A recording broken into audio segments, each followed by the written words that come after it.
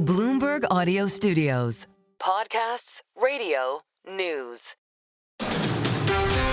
You're listening to the Bloomberg Intelligence Podcast. Catch us live weekdays at 10 a.m. Eastern on Apple CarPlay and Android Auto with the Bloomberg Business app. Listen on demand wherever you get your podcasts or watch us live on YouTube.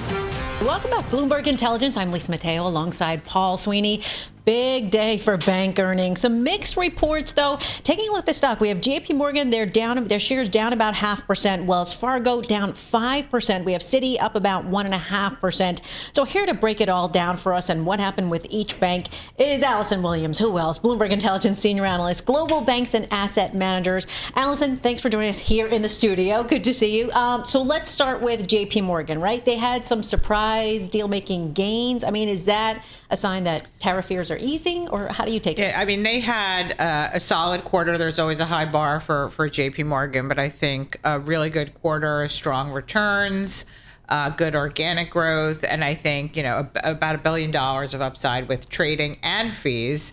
And so I think that we did see that fee pick up. We saw April stall, then we saw fees really did pick up in May and June, as you said.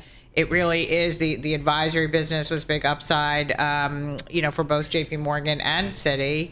And we also saw IPOs better. And so we have seen that improving sentiment. I think there is going to be a little bit of a lift in terms of some of the expectations for those banking fees going forward as well. Red headline crossing the Bloomberg terminal. Tesla's top North America sales executive, Troy Jones, exits. That's according to the Wall Street Journal. So when it rains, it pours there. All right, here we go. So we had JPMorgan, Citigroup, and Wells report today. Guess what? I worked at all of those firms. Chase Manhattan Bank, now part of JPMorgan. Salomon Brothers, now part of Citigroup. And Wheat First Securities, which is now part of Wells Fargo. That's where Wells Fargo got its original broker-dealer license by acquiring my firm, Wheat First Securities, Richmond, Virginia.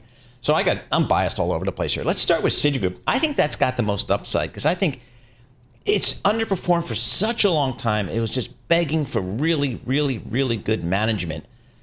Is this, the stock's hitting 52-week high today. Is this the turnaround that everybody's been waiting for, do you think? Yeah, Jane is getting it done, yep. Right? So, and to be fair, her predecessors made some changes, but I think she's made some tough decisions, especially the sale of the Mexico business where she really cut her teeth. I think that is a sign that she can be objective in terms of deciding what's right for the business. And they are working their way up to some better returns. So, there's a lot of talk about the valuation for Citigroup. We know that they trade at a discount to their book value. They trade at a discount to their peers. Wow. That's what happens when you don't earn your cost of capital and your returns are below peers. Yep. But I think the changes that they're making are moving them in the right direction. So when I look at Wells Fargo, because I'm trying to go through the information, so the big thing that kind of stands out to me is that it crossed the 1.95 trillion asset mark. Is that a big milestone?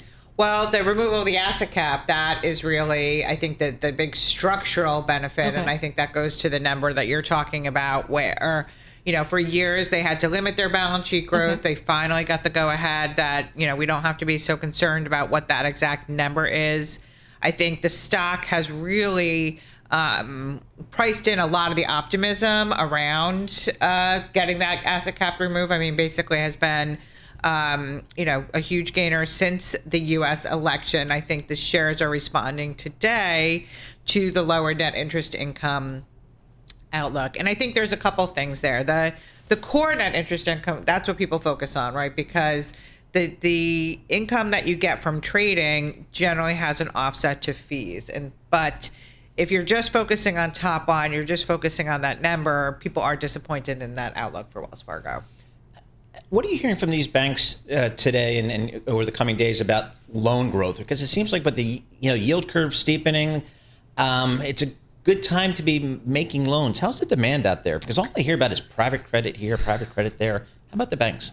I mean, we did see things a little bit better. I would say that, the loan growth is still a bit modest, But the expectation in terms of reduced risk to the economy is really a positive for these banks going into the second half. And so I think there's certainly room for improvement in the loan growth, but I think things were fine. Well, there's been the loosening in regulations, capital requirements for the banks. I mean, did this show up in the results, or when will it? I think that is something that is going to come over time. I mean, we did see some good buybacks at Wells Fargo, for example. But I think the big news was the stress tests that we saw in June basically are signaling that their capital hurdles are going lower. Further, a proposal out there that we're going to have sort of average results over time.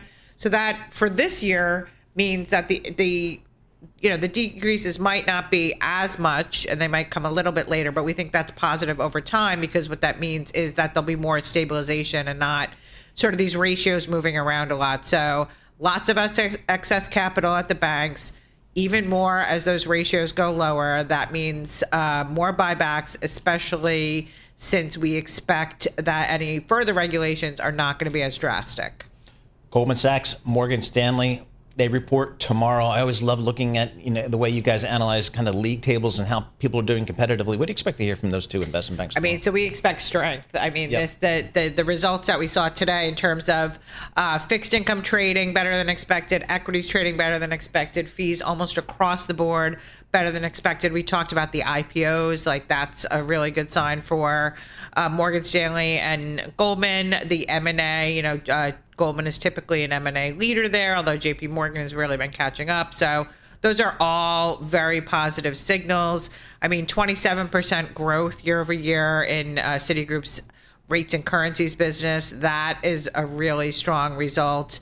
And, Goldman and Morgan Stanley lead in the equities. They earn the most from these businesses. So I think that, the bar is definitely higher for them tomorrow.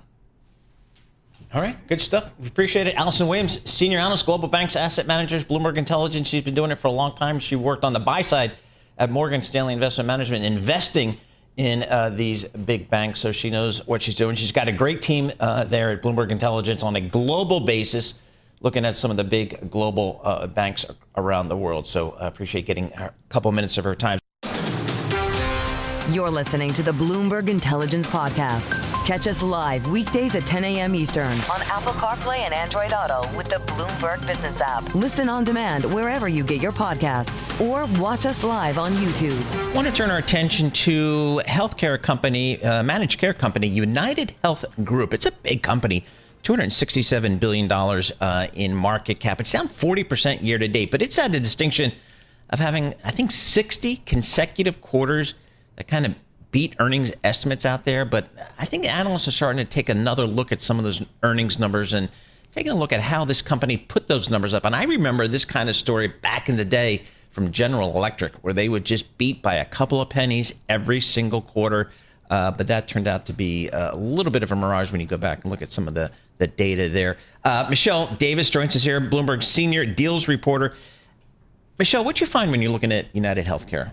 How are they making some of those numbers recently? So, yeah, as you mentioned, they had kind of a pristine record for more than 60 quarters. They beat estimates. Analysts love them. And at the end of last year, that got a bit harder for them to keep up. Medical costs were rising. The government's been cracking down on reimbursements, and that was eating into profits. And so what we reported is that at the end of last year, they approached several private equity firms and asked them if they wanted to buy stakes off of them, of their businesses. And a couple interesting things happened here. Not only did they quietly do this, but the deals were structured such that UnitedHealth can be forced to buy the businesses back down the road. So it's temporary in nature. And United booked the gains in an interesting place. They booked them as part of operating earnings, or adjusted earnings, which is normally where you look to see kind of how a business is doing, excluding one-off gains or one-off events like this. And so it was just interesting to see not only the fact that they stealthily did this, but where they put them. And without these gains, they would have missed estimates and profit would have dropped in the last quarter of last year. So as I'm going through this article, this certain quote stands out for me from an analyst that you spoke to. He said, if the company is manufacturing earnings by chopping up their furniture or selling their assets, that's not exactly a great business model. Okay, so is the risk that it might be kind of masking this weakness in the operations? That's the concern. And just to be clear, there's nothing illegal about what they're doing per se. Right. They disclosed that they did this. Most people didn't see it. It was in a footnote in their 10K that kind of went under the radar, and there are no details about what exactly they sold. That's what we're trying to, report on here. But yeah, the concern is it clouds, your ability to see how the business is actually performing. And we heard from sources that there's a culture inside UnitedHealth of, kind of there being this pressure to do whatever you can to meet targets every quarter. Yep. So, again, the stock, it's a huge company, huge player in the managed care business, but the stock's down 40%. What's the underlying concern for investors out there, do you think, around this company? UnitedHealth has been dealing with a lot of things. I mean, even before we knew about this, there was obviously the tragedy of, one of their executives being murdered last year. And then, there was a Wall Street Journal investigation this year about potential Medicare fraud, which they have denied. They also, in the first quarter, reported their first earnings miss in, more than 60 quarters. So that shoe finally dropped. They ousted their CEO. So investors are just concerned about the story here. What is the UnitedHealth story? I think that's what the big concern is.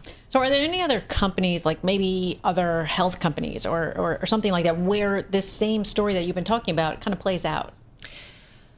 Not that we could find. It seems like UnitedHealth is really, unique in its ability and history of, really carefully managing its reporting every quarter. So, new management team here. What's kind of the focus now of the company? What's kind of the message to Wall Street about how they're, I guess, going to try to turn this thing around? So they brought in their former CEO, who is a accountant by nature, and it seems like the market's pretty, they've been put at ease by him. The view or the hope from analysts is that the last quarter was kind of an anomaly and they were just bleeding out all the bad stuff, and now they'll have a lower base to kind of beat off of. They report earnings later this month, so we'll see, how the business is actually doing. But the big surprise in the first quarter was that, medical costs were a lot higher than they say they anticipated. That was confusing to people because their job is to anticipate that. But that's what when we were reporting on that story a couple weeks ago, I said, Isn't that the job of the company to know how that's going to go? All right, I'm looking at the ANR function on the Bloomberg terminal that tracks analyst recommendations. And for UnitedHealth, there are 21 buys, 6 holds, and 2 sells. So, but I think the street's still generally buying off on this, maybe this turnaround story, but maybe we'll take a look at your story here today. Michelle Davis, thank you so much for joining us. Michelle Davis is a senior deals reporter for Bloomberg News, joining us live here in our Bloomberg Interactive broker studio. But it's interesting to see on the healthcare space. And again, you come in here every Monday, Lisa, and it's like there's an M&A deal coming out of the healthcare space, which keeps the likes of Michelle Davis busy on the deal front. But again, we see it time and time again in the healthcare space. If you can't come up with that next drug or that next, procedure, whatever, in your R&D lab, you got to join up. You got to go buy somebody. You got to go buy somebody, and that's how that business is played. You're listening to the Bloomberg Intelligence Podcast. Catch us live weekdays at 10 a.m. Eastern on Apple CarPlay and Android Auto with the Bloomberg Business app. Listen on demand wherever you get your podcasts or watch us live on YouTube. All right, Lisa, Mateo, Paul, Sweeney. We're live here in our Bloomberg Interactive Broker Studio, streaming live on YouTube, so check us out there. To the extent I've had any luck in meeting other people, it's been at a bar.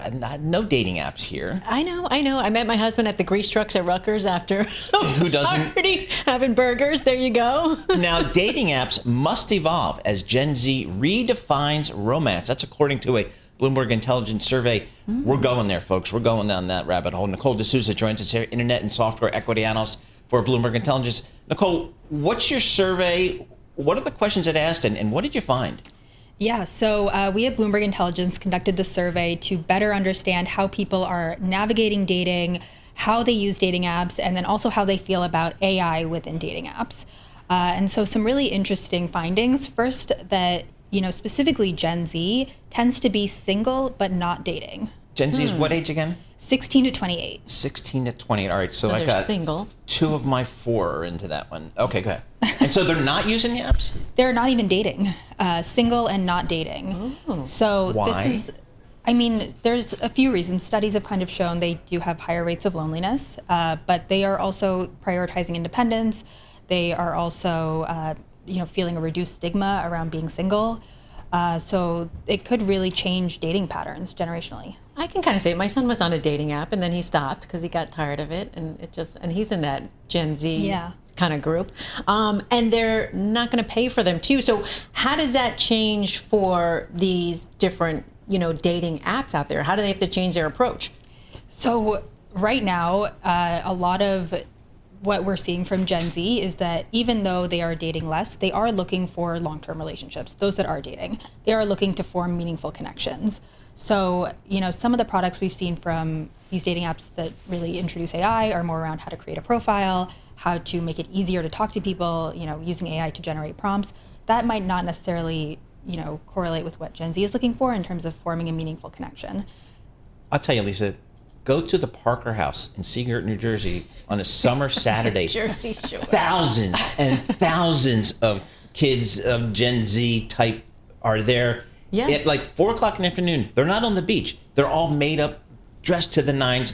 I think they're looking to meet somebody. I know. I've been there. I had to wait online. So, I don't know what's going on. How about millennials? How do they fare? So millennials they kind of came of age during the time of dating apps. So a lot of dating apps are really created to target dating patterns of millennials. So millennials have a more favorable relationship with dating apps, and they also are much more comfortable with AI in dating apps versus Gen Z, which was surprising to us. Now, what about, people always forget about Gen X. Okay. The Gen X folks. You're Gen X? So what about Gen X? And then, my mom, single, she wants to find out about these apps. I'm telling you. What about the older generation? They're on dating apps. So they're on it. There are a lot of Gen X and baby boomers on dating apps, and there are a wide variety of dating apps to kind of address different age groups, different, things that people are looking for. So they're available. How does AI, I have to ask the AI question, because we had a guest on earlier about it. I walked out of there thinking AI is going to take over Wall Street. How about AI and dating apps? That, I would think, could be helpful to better select somebody who might be a good match or something. So we've seen dating app companies roll out a lot of AI products. I would say right now, it seems, at least based on our survey, that they haven't been that well received. It seems like people don't necessarily need AI to build a better profile. They don't need AI to help them engage in conversation. I think where it has been helpful is user safety, so to weed out profiles that are fake or potentially people who are sending harmful messages, and that is a common complaint. But as of right now, it doesn't seem that at least Gen Z and even some millennials are really adopting these new AI products. So are there certain dating apps that are more popular than others? Which are the hot ones right now? So right now, at least by users, Tinder has by far the most users. That's owned by Match Group. And then Hinge is actually one of the few dating apps that is continuing to grow users. And that's probably because Hinge focuses a little bit more on kind of long-term relationships, building meaningful connections. Tinder still has a reputation of kind of a hookup app. Yes. Which one is that? Tinder. Yeah, that's what my son was on. A hookup app. Oh my God. And I'm looking at Nicole's research report. She's got graphs here of I'm in a monogamous relationship. I'm single and currently dating. I'm in an open relationship. I'm single but not dating. In a casual relationship. By demo. By baby boomers, Gen X, millennials. Who knew? This is a lot of research here, dudes, on dating.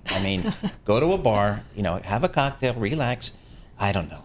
It's good stuff here. But Nicole, thanks so much for joining us. Great research. Again, BI's cutting edge research, Bloomberg Intelligence, using some survey data here to go out and take a look at how some of these apps are working out there. Nicole D'Souza, she covers all the internet stuff and all the software stuff for Bloomberg Intelligence. You're listening to the Bloomberg Intelligence Podcast. Catch us live weekdays at 10 a.m. Eastern on Apple CarPlay and Android Auto with the Bloomberg Business app. Listen on demand wherever you get your podcasts or watch us live on YouTube. BlackRock The stock's down, but I mean, it's BlackRock. I mean, $12.5 trillion in assets under management. I can't even get my mind around that.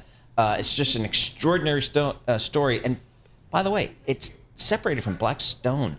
I mean, imagine if those two were together. Holy cow. Anyway, I mean, it's got a market cap of $160 billion. BlackRock is down 6% today, up about 1% for the year. Neil Sipes is in studio. He's got to explain to us what's going on there. He covers all the asset managers for Bloomberg Intelligence. Neil, talk to us about BlackRock here. They never seem to have problems getting money in the past. What's going on? Yeah, and I think what you're seeing a little bit in the second quarter is the net inflow figure was about half the first quarter, so perhaps a little bit slower than the analysts were expecting. But what I think is encouraging and sort of what we're seeing with the transition, you even mentioned Blackstone. BlackRock is trying to enter some of those businesses in a more meaningful way that Blackstone is involved in, the private markets. We saw the handful of transactions last year, Global Infrastructure Partners, HPS. And what this is going to do is really sort of improve the organic base fee growth. So while we're seeing a little bit slower on the net inflow figure in terms of broader asset growth, what it means is as we push further into those private markets, those higher fee products, that organic growth is actually more meaningful to the fundamentals of the business. So we're going to see a little bit of a transition here. I think perhaps that's what you're seeing in the second quarter results today is that sort of slower inflow growth, but perhaps still pretty robust base fee growth. And let's not forget, the second quarter was really a tale of two stories, a rather unique quarter with a very challenging April and an incredible May and June. So that is also sort of balanced in the results. Now, a lot of investors look to what the executives are saying. So what kind of tone did CEO Larry Fink take? Yeah, I think he struck a generally positive tone, especially considering the sort of broader macro uncertainties that are still out there. It feels like we've certainly moved back from some of the more worst case scenarios, we'll call them, but there's still certainly quite a bit of uncertainty. But when you look at equity markets, you don't necessarily see it, right? All-time highs pretty much in the global equities landscape. And so that's generally a positive for asset managers, particularly someone like BlackRock. And what they've talked about is they experienced momentum exiting the second quarter and into the third quarter. Clients continue to remain engaged. They haven't necessarily pulled away in sort of the volatility that we saw and some of the uncertainty that we talk about. So that sort of creates a solid setup for BlackRock moving forward. All right, so for the asset managers that you follow, like when I grew up in the business, the biggest customers on Wall Street were the mutual funds. And then hedge funds became big. Now it's ETFs. How do the asset managers that you deal with, think about it? It just seems like all the money's going to ETFs. How do your asset managers deal with that? Yeah, well, there's the way you deal with it is enter the ETF space to sort of capture that flow. But that is a business where scale is paramount because you talk about ETFs, you're thinking about average 10 basis point fee rate, right? You're not going to earn quite a bit. The margins are going to be razor thin unless you're the size of BlackRock, who garners 30% of the market in US ETFs. That can be a profitable business. That big? Yep. I thought it was on Vanguard. And that's actually been shrinking from over 40%. Vanguard's the one that's sort of nipping at the heels. But again, it's sort of an oligopoly with Vanguard, BlackRock, and Fidelity in the ETF space. But how do you complement that in a business where the flows are increasingly going to ETFs? Well, they're also going to private markets. And that's why you saw, again, BlackRock push into that space last year. All right, Neil, thanks so much. We appreciate it. Neil Sipes covers all the banks and asset managers for Bloomberg Intelligence. This is the Bloomberg Intelligence Podcast, available on Apple, Spotify, and anywhere else you get your podcasts. Listen live each weekday, 10 a.m. to noon Eastern on Bloomberg.com, the iHeartRadio app, TuneIn, and the Bloomberg Business app. You can also watch us live every weekday on YouTube and always on the Bloomberg Terminal.